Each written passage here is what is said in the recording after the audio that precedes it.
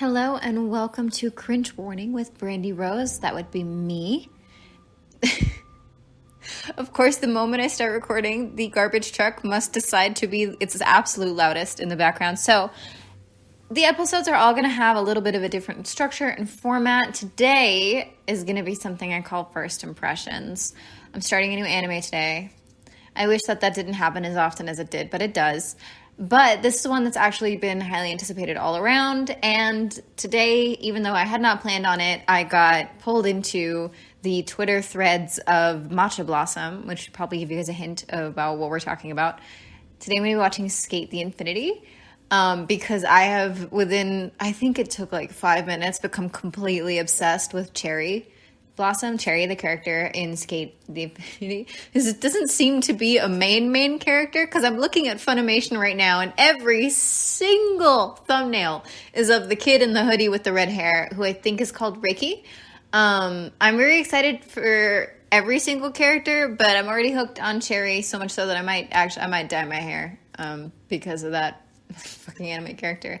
And I thought before I start, I like to compare my first impressions that I have with what I'm about to witness. So here's the thing. I'm going to do this for several other anime as well. I've got a lot saved. My Hero Academia is probably going to be the one that people have the most feelings about, because I hope nobody hears this and flies into a rage. But if you do, you really need to get a new hobby, my dude. So, first impressions. Everybody's gay.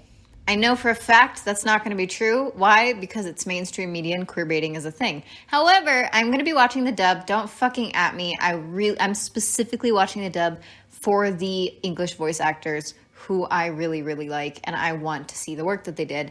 Also because the voice actors for Cherry and Joe play them as a gay couple, and I just want to see that, even if it's not really canon. I've heard that Langa, the blue-haired character, is supposed to be canonically gay, but I don't know really anything about his storyline at all, except that he's Canadian, which is going to be a lot of fun to listen to in the English dub. And then I have no idea what it's about except skateboarding, and that's the whole reason I loved it, is because I skate not necessarily particularly well.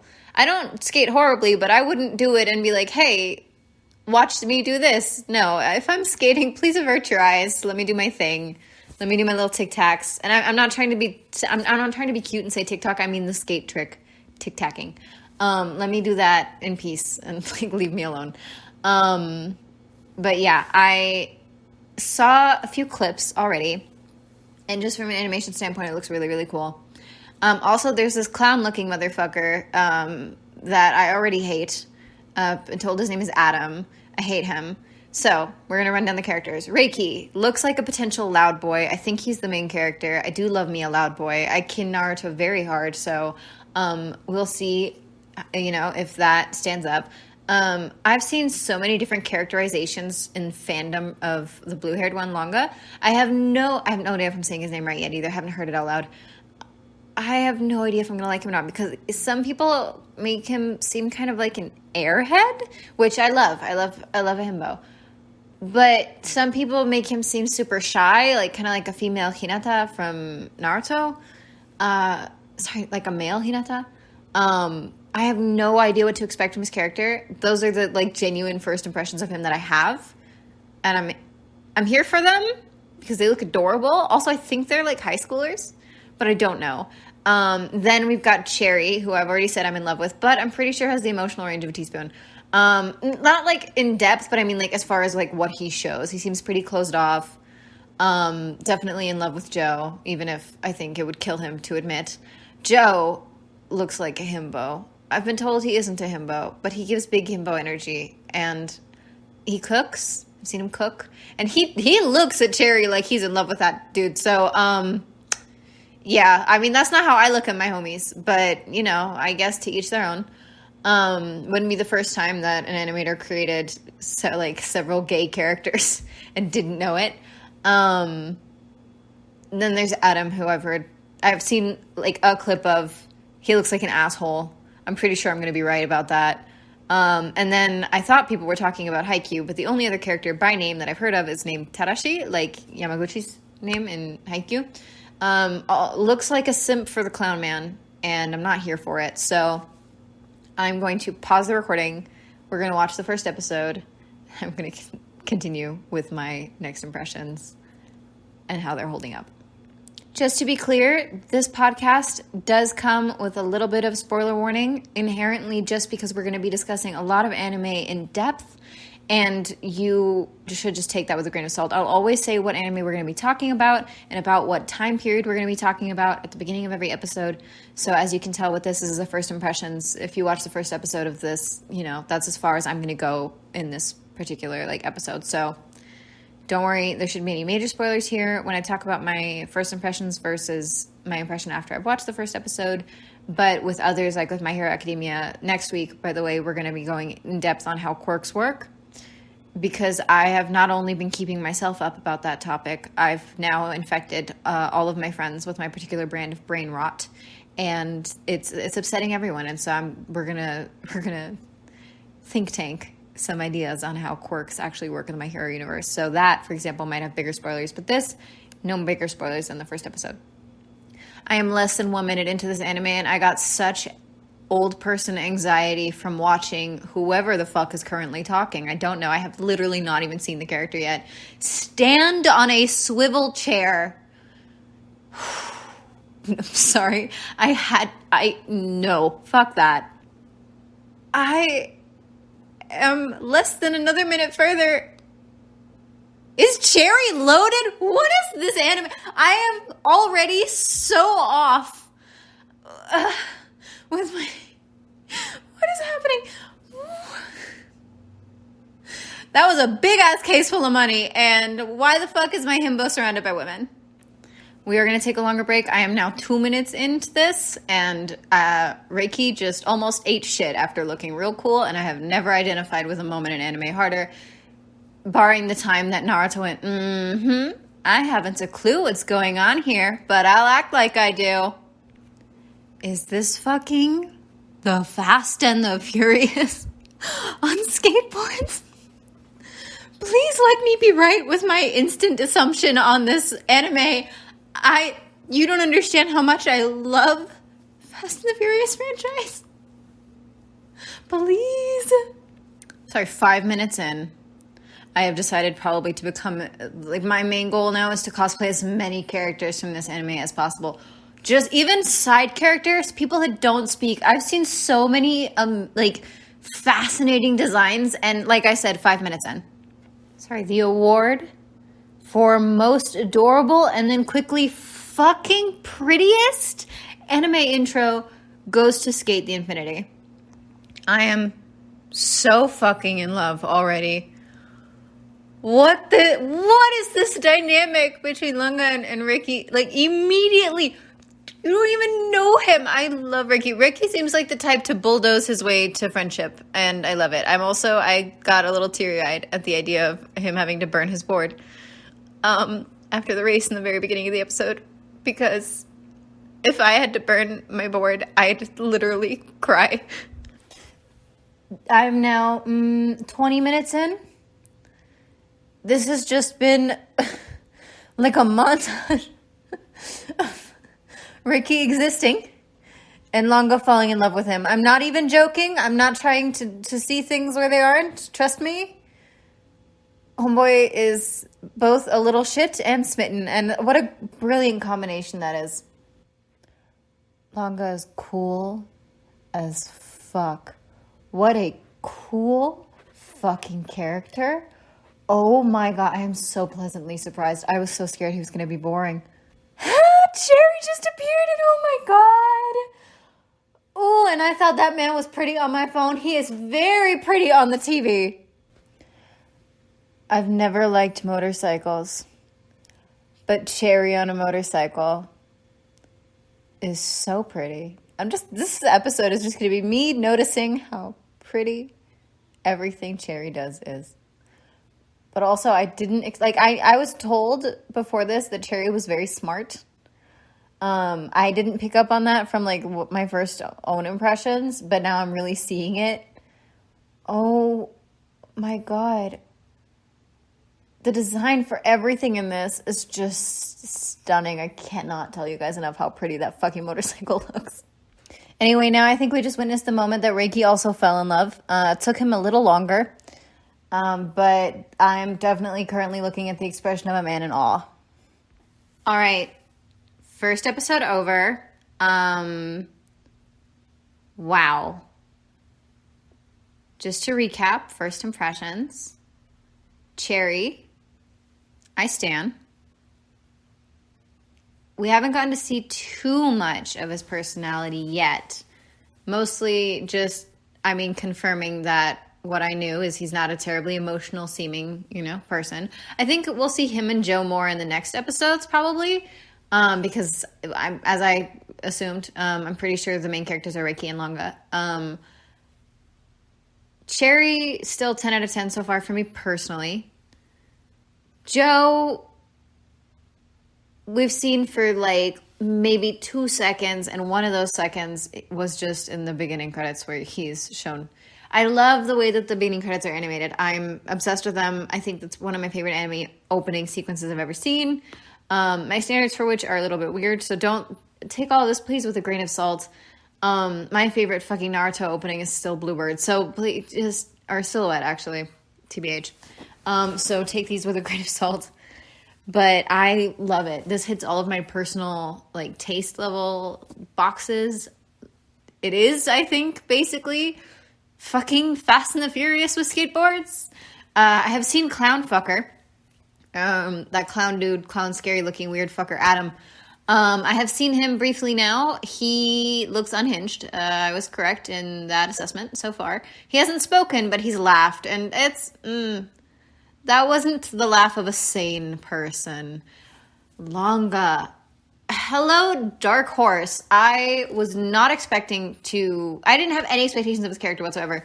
From what I'd seen, he didn't seem super interesting. He just seemed kind of bland, but I could not have been more wrong. Oh my god, what a cool... First of all, brilliant dry sense of humor. Very, subtle, but definitely there. Little shit. I love it. Seems to be kind of energy-wise the foil to Reiki's bulldozer personality so far. And Reiki's not in your face, hyperactive or anything, not like a Naruto character, but he's definitely himself. He's there, he's himself, he's here, he's loud, present. He's got a really good presence. And I'm really pleasantly surprised also, because I was like, it'd be cute, I'd stand if he was, a loud boy, but not really so much. He's so passionate though, so dedicated. And I just love the environment, the setup for this. I'm going to continue binging this all day today. I will be looking up compilation videos of every video, every moment Cherry's been in this anime. I've never been so quickly so obsessed with an anime character before. I hate it here. Because I know he's not a main character, so it's likely he's not even going to be in prominently in every single episode. Because I don't know, I know he's main cast, but not main character. You know what I mean? Nobody has explained to me the large steel case of money I saw Cherry open in the beginning. That's just floating in the air. I love the style each character has, and the animation, the sequences of Longa skating are so fucking beautiful. It gives me the same feeling about skating as Fast and the Furious gives me about driving, which I know says a lot, but I'd like to add to that I'm a great driver. Just because I drive like I stole my car does not mean I'm not fully in control of the car the entire time. Skating, however, last week, 3 days ago, I was skating and working on a trick, and I got so into the trick that I forgot to look up and was just looking at my board, my feet. And as I looked up, I crashed into an iron fence with my ribs that I had broken 8 months ago. And they take a bit to not be super, susceptible to being more sore than usual. They're still sore. It's not too bad, but they're definitely bruised. I definitely bruised them again. But that's okay, because as you see also in this anime, eating shit's part of skateboarding, so it's fine.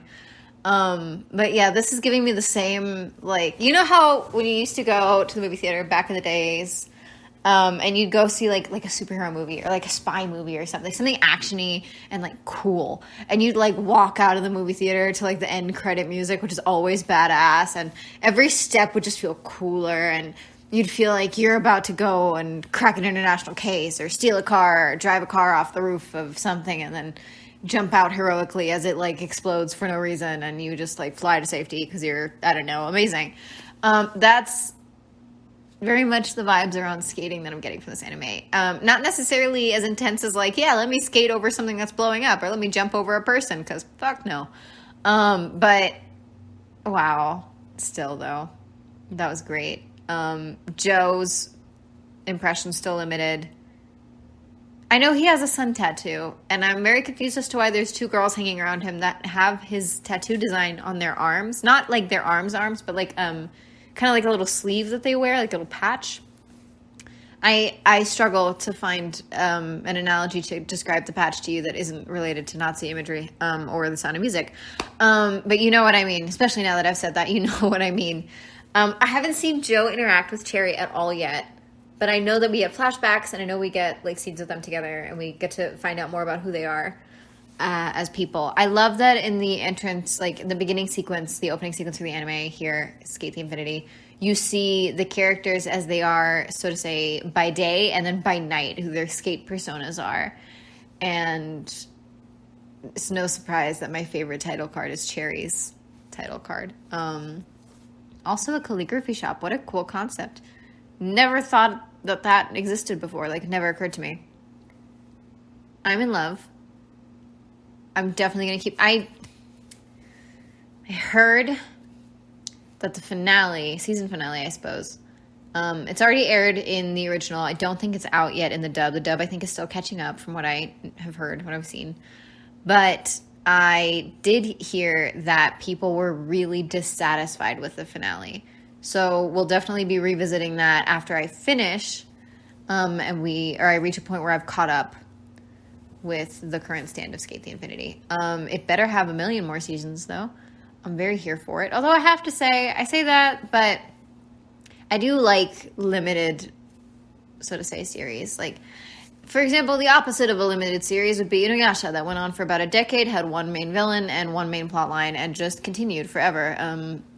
Look, I loved Inuyasha, but fuck. It's always that bittersweet thing, how you don't want something to get run into the ground, supernatural, but you also, you know, sometimes you have a show like Run On is a K-drama. It's on Netflix. I highly recommend it. I watched Run On as it was airing weekly. It's one of my favorite shows I've ever seen. It's from 2020. And it's very progressive, also, especially for a K-drama. It had openly like queer characters, very modern like storyline. It was really, really cool. I'm sure there were a lot of tropes in there that are more classic to K-drama, but that series, as far as I'm aware, will only have that one season because the story has now been told. It had a beginning, had a middle, it had an end. And while it's beautiful, and I would easily and happily binge it again on a weekend if I'm sad or I need to pick me up or I just want to watch something very pretty and very well made and like a nice story that's been well told. It's got that like bittersweet feeling of like, I want to spend more time with these characters. I want to learn more about them. I want to see them more. You know how like you want to spend more time with your friends, but this edition, quarantine edition of spending time with your friends, spending time with your favorite characters, which explains why my bookmarked items on AO3 went from 50 to 167 in the span of 2 months. But I digress. I guess I'll have to see how I feel at the end of Skate and if I feel the story's been told or not. I do think that they plan to make another season. I haven't seen anybody, like, because usually if they had already announced that they weren't going to do that, you'd see fans post about, please, another season. We want another season. More seasons, more seasons. I haven't seen any of that. So I assume it will continue. Also, just because from so far, the pacing of this anime seems quite slow. So, because this first episode, like many pilots, is just exposition, really. This is the place. These are the characters. This is the scenario. This is the plot twist.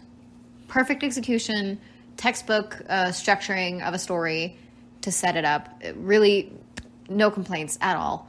But I guess it's hard to tell if the tempo is going to remain like this or if that was just exposition. So we'll see, I guess, based on the second episode, if it goes a little faster. But I'm pretty sure that the tempo of actual plot is relatively slow. So I don't see them telling the whole story in just this one season. Plus, the feedback that I've heard is that a lot of people think that it wasn't very well wrapped up, and that there's still a lot of open stuff. So I don't know if that's a critique at the show for saying it is wrapped up when it isn't, or if they just wish we had reached a different stopping point, or if they just don't like the direction things just, like, ended up going in. It's not what they anticipated.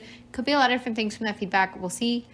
I'm going to leave you guys now. The first impressions episodes are always going to be a little bit shorter, but I think that's nice. Sometimes you just want to, like, nice little mini episode to, like, listen to, start your day, think about nerd shit. So here's the thing. Cringe Warning Pod on Twitter is the main Twitter account for this. I think it's Cringe Warning. It might just be Cringe Warning. I really should have looked that up before I did this. However, what you can definitely do is find me at The Brandy Rose on Twitter, which also has the links to both of my podcasts, because I'm also the producer and host of the surprisingly successful podcast Cam Girl Interrupted, which centers around much different topics. Now, this is my Safe for Work podcast. This podcast, I will rate if there's an episode where we talk about something explicit or an explicit topic, but generally speaking, this should be I'm an adult. I talk as like an adult. I talk about adult things. I swear. Take that with a grain of salt. But as far as I'm aware, it shouldn't be necessarily this, like, an explicit podcast. So next week, we're going to be talking about how quirks work in My Hero Academia. So I hope you guys are ready for the TED Talk of a lifetime. And I hope you guys enjoyed the first impressions episode, and also technically the inaugural episode of Cringe Warning. I think the Cringe Warning really, it's in the title. Be ready for that in any potential episode. You got to, I think if you like something like this, you kind of have to embrace it. You like nerdy shit, you're just going to have to take the cringe with it. It's part of the culture at this point. I spent a long time figuring out what the first episode for this would be, and then I figured, you know what, just like with Cam Girl Interrupted, we're just going to dive right in, and it's going to evolve as we go on. Just like Cam Girl did, and now Cam Girl has a set structure and several thousand listeners that I truly can't even imagine, but I'm so grateful for. So I hope you guys enjoy this little tidbit, and I'm going to leave you now. So please be safe. Be COVID safe. Let me know if there's anime that you think I should watch, if there's things you think I should be talking about, things you want me to address, things you want my opinion on. Let me know what you think about Sk8 the Infinity. I also keep accidentally calling it Sk8 the Infinite in my head, because in my head that's an edgier title, and that's literally the only reason why I mix it up. There's no reason. It was never written like that. It was never rumored to be like that. I've never heard anybody say it like that. It's always been Sk8 the Infinity. But my brain says, yes, Sk8 the Infinite. The Infinite what? I don't fucking know. But that's what my brain says. So let me know what you guys thought on Twitter. On Instagram, I am also available at Brandy Rose Official, and you guys can catch me there. I'll see you guys soon. I hope you guys enjoyed.